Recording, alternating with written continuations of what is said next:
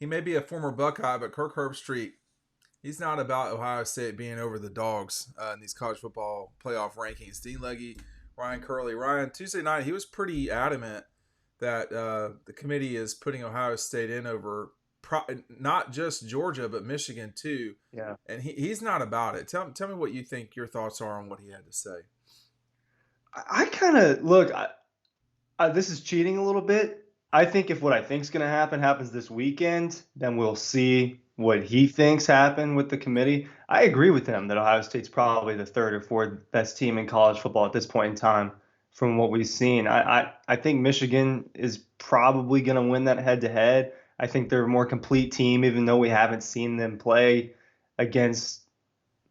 I mean, I don't Anybody? even know if they've beaten a team that's over 500.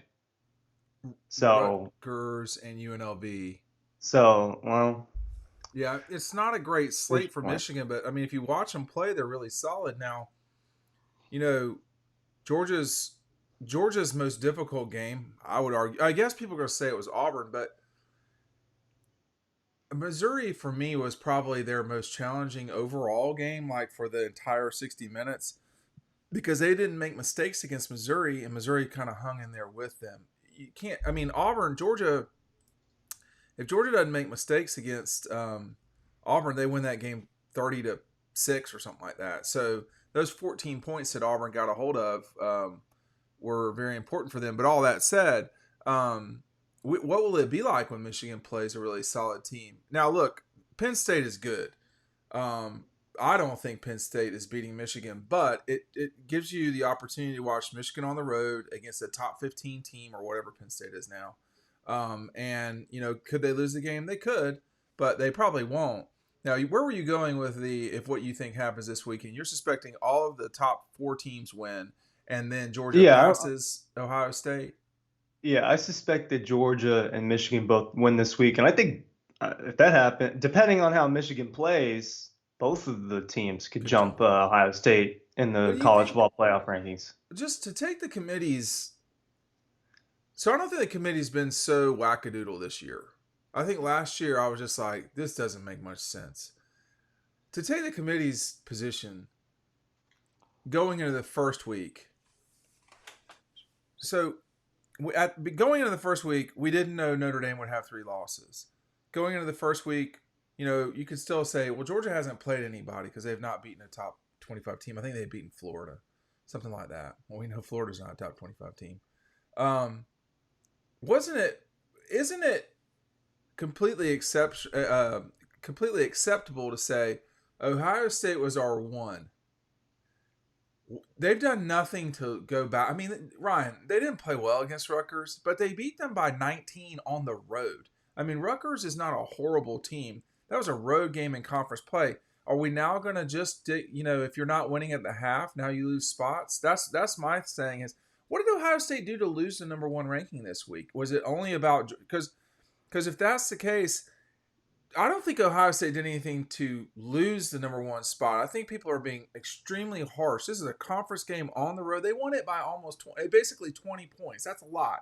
And on top of that, if it's only about what Georgia did, then it can't be that Michigan should be in front of Ohio State as well. That's my thinking. Tell me where you're wrong, where I'm So wrong. yeah, so your reasoning there with Ohio State is not too dissimilar for some of the reasoning with some of those Georgia games. I mean, Georgia was down in some of those games. There are a few games that look the way Ohio State has maybe struggled a little bit to just flat out dominate. So I think that you can't talk about one without talking about the other. Yeah, That's just not fair. That's not a fair way to rank them. I think one of Ohio State's big wins just looks a little bit worse and worse over time. yeah. It's the same case with Florida State, and part of the same reasoning why they're keeping Florida State down there at four, which is why I think there's a little bit of inconsistencies with the rankings. But because I mean, if Florida State and Ohio State laced it up, I don't know. I mean, I That's a don't know good. that it That's a feels like good Ohio State's three question. spots higher than them. I would probably take Ohio State, and It's I tough, so I'd have to think about it a little bit. yeah, I would probably take Ohio State. I'm not sure I would take them by a lot, to be honest. But that's the thing, I think when you look at the when you look at the top 25, and I'll have to apologize to everyone. I'll mention this whole week has been a real experiment in petri dish problems over here at the Leggy household. Everyone's been quite sick, including me, with my son kicking off the festivities on Friday, and then me really winning the championship on Sunday. It's So we've his been, fault. It's huh? all his fault. It's all Yeah, his it's fault definitely his fault. because it affected But me too. yeah, it did. I don't know how Matt escaped it. To be honest with you, we were all in that car together. But um, when you look at the rankings, I mean, I don't. I think they've got it right in that.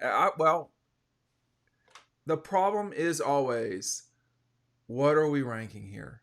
Are we ranking the strength of schedule? I mean, excuse me, the eye test or the other stuff, which is resume. Um, because the eye test is that Oregon is probably a top four team and not Washington or Florida State, but they've lost. And it has to be that when you play a team that matters. But for me, and I said it to y'all that day, Oklahoma's not better than Texas. Texas just lost the game. And as time goes on, that's proven out to be true. I don't know that I was screaming up and down about Oregon being the better team than Washington, but it seems like they probably are better than Washington, but they lost that game. Well, now that's got to matter at some point. So I'm curious to see where this thing goes, because if Kirk, what is the percentage chance this weekend, if everyone holds serve, that Georgia and Michigan are the 1 and 2 coming into this thing? And then I've got to follow up after that. They both got to look really good. So you don't think they pass I Ohio I mean, State? I think like a 3-point win for Georgia, or even maybe just a touchdown win for Georgia, doesn't put them over Ohio State in the committee's eyes. I think it's got to be a little bit more of a statement. And with Michigan, I think even more so a little bit. I mean, there's a Well, reason why they got them at 3. I have a comment about that, but you're looking at our our latest Eco Poly model here. It's red, black. I've got the cushion on now. It's gray as well. This is 100% Georgia colors. This is an awesome uh, Christmas gift for folks. It's not just this. There's all sorts of stuff on their website. The link is down below. I think you should check it out. It's a really neat time of year to get your mind right for Christmas and the holidays. But you can get 15% off and free shipping. Some of these are extremely heavy because they're very durable. They're 20-year warranty. They're made of, recycled plastics in the heart of Georgia. Make sure you're checking out EcoPoly. The link is down below. And if Georgia, I guess, so then you're saying, and I mean, maybe you're suggesting it for the committee. If you're saying that Georgia has to be impressive to move to past Ohio State, then wouldn't it have been that they were relatively impressive over Missouri, a top 12 team last week, and they didn't move past Ohio State, who wasn't impressive, even though on the road? I mean, why do they have to be impressive to beat Ole Miss to move up? I mean, Ole Miss is the number 9 team in the country, according to the committee. Well, the problem is we don't know how close the two are in the committee's eyes. Like we don't know how, like that's the problem, and that's why it's almost impossible to say, is because we don't know what the committee would need to happen for them to make that move. I don't know how marginal it is between Ohio State and Georgia, and they're like, you get that a little bit with AP voting just when you see the votes, and you Yeah, get that a little bit with like scoring and stuff like that. We don't get that with the committee rankings. that's true. There's You don't get like a breakdown. that transparency is not there. You don't know how many number 1 votes there are. Does it bother you? And I'm not a conspiracy theorist. I think that's ridiculous. Does it bother you that the Michigan AD, I believe, is on the committee right now, considering all the trouble and maybe the better word is the lack of sportsmanship? I mean, does it bother you that that person's on the committee? Um, you cut out a little bit, so I Oh, missed who the okay. person is you're talking about. Why Just the person. are you comfortable that the Michigan AD is on this committee right now? I mean, are we so I think the question has to be asked to some degree when you're talking about the biggest scandal in college football this season has been what's gone on at Michigan, and we don't know if Jim Harbaugh is going to coach. It appears to me so. It appears to me that Jim Harbaugh is going to be suspended by the Big Ten at some point.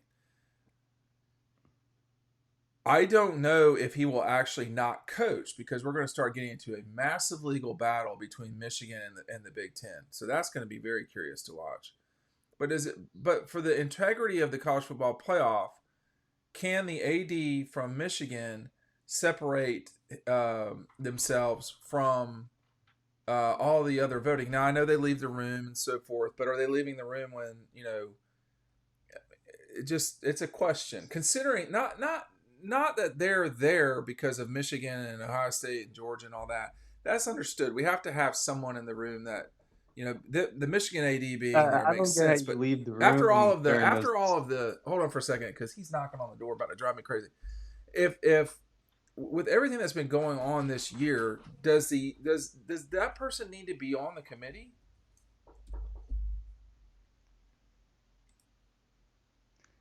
I mean, no, but I mean, do you just replace them with someone else? I Like, think it's just do they so have late. replacements?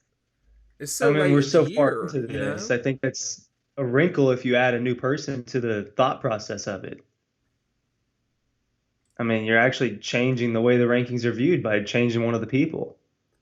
Yeah. So would that change the consistency of it? I also don't know if how true that could be where they just walk out of the room when Michigan's being discussed. I mean, you have to discuss it against other teams. That's the Yeah. whole way you rank. You don't just individually talk about things and say, "Oh, that's the three."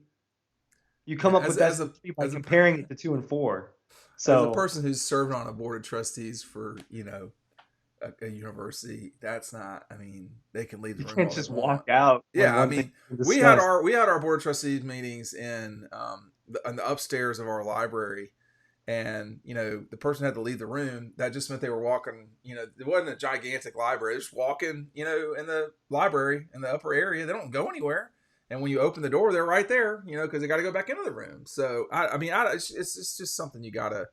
I was just asking a question. I don't really know that that's something that has to occur. I will say though, if I were the AD at Michigan, there are bigger things going on right now than you being on the college football playoff committee. I don't think Manuel has to step down necessarily, but I think it's something that he should consider with everything that's going on, because right now, when your institution is the complete pinpoint of all the attention of college football, and you're fighting with your league. You're not fighting with, like, do you remember? Let's stick with this for a second, okay? Y'all are getting some inside baseball. Do you remember last year at the Peach Bowl at all the way that Ohio State was acting about the Georgia Dome? Okay, so I do have Double Dogs right here. I wasn't about to promote it. As you can see, this is not the swiftest thing on earth that I've ever done. This transition, but I've never written about this publicly except in Double Dogs, which is this whole discussion of how paranoid everybody at Ohio State was that day. Staff from Ohio State broke down cameras inside the facility. They didn't ask the dome, they just did it. Typically, TV cameras inside facilities are turned towards the ground or away from the field so there can be no confusion about whether filming has happened. That wasn't good enough for the Buckeyes. Ryan, I wonder why. I wonder I why was they just were gonna so say, I was paranoid. like, this is so strange. A year ago, and some of the people, and I don't name them because they, have jobs at the Dome. They thought it was the the strangest thing they had seen in the history of the Georgia Dome or the Mercedes-Benz Stadium. They thought it was the most peculiar thing. And the more and more this Michigan thing came about, the more and more I was like, well, that's what's going on. Like Ohio State, Michigan, probably Wisconsin, and Michigan State, they're probably all paranoid beyond belief of each other. And that's what Ohio State was worried about with Georgia. No comment. Do you remember that time? Do you recall when I was putting all this together? Or are you losing? Can you get the signal? Go ahead, Ryan. Yeah, I didn't hear a word you said on the last We're part. going to work on the gremlins So, before we get going on some of this other stuff. yeah. But I think what's going on in the Big Ten does lead to questions about whether someone should be on the committee. And that question should be handled from the Michigan perspective. It shouldn't be the committee that's asking him. That's not how it should work. But if I were the AD at Michigan, I got bigger fish to fry. I mean, Michigan just goes wins the game. They're going to be in the playoff. But Yeah. when you got a legal fight with your league in late November, that's a very scary thing. We'll see you on the next video. Thanks for watching.